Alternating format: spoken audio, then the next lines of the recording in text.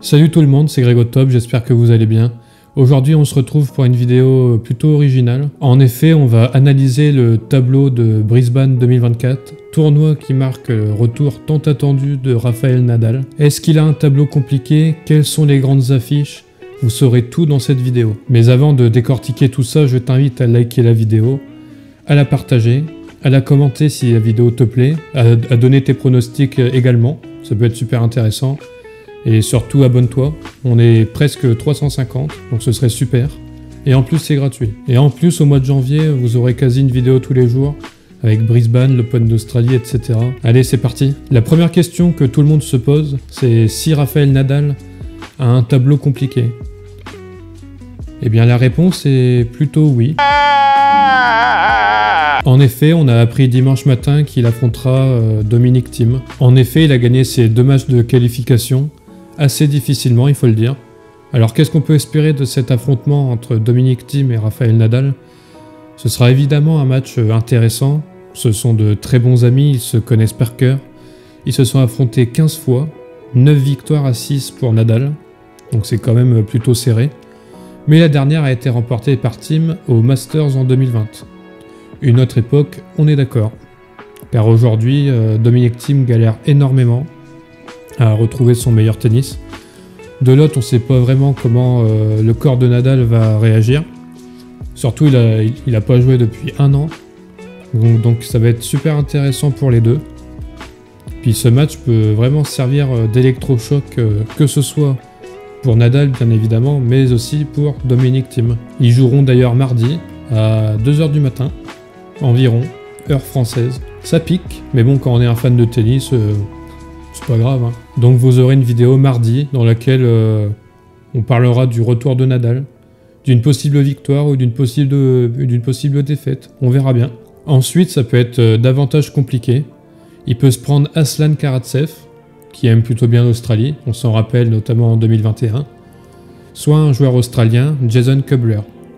Sur le papier, c'est plutôt accessible pour Nadal, on est d'accord, je pense.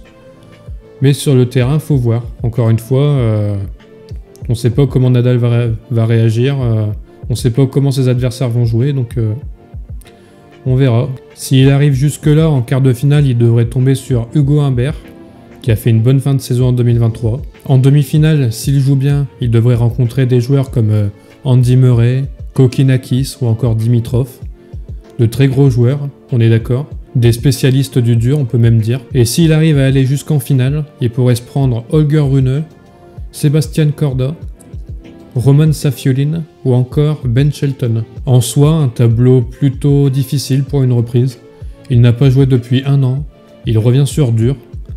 Il va se prendre des adversaires assez coriaces, qui pour certains ont fait une très grosse saison 2023.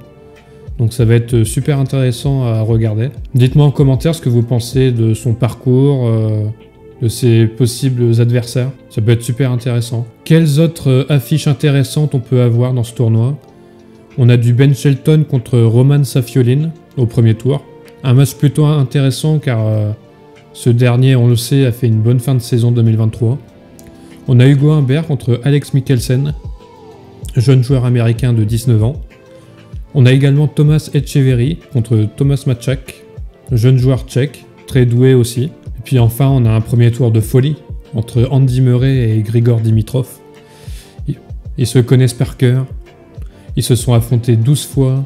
Murray mène 8-4, mais Dimitrov a gagné la dernière. À l'US Open, 6-3, 6-4, 6-1.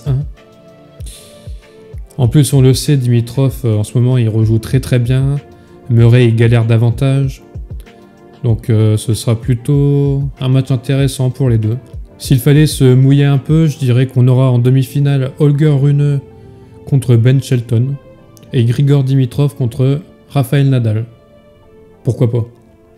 Avec une victoire finale de Grigor Dimitrov. Et vous, quels sont vos pronostics? Mettez-les en commentaire et on verra ça dans une semaine. En tout cas, j'espère que cette petite vidéo vous aura plu. Si elle vous a plu, vous connaissez la chanson, vous mettez un pouce bleu, vous la partagez, vous la commentez, et puis bien évidemment, vous vous abonnez, c'est gratuit. Et on se dit à bientôt pour de prochaines vidéos. Allez, salut!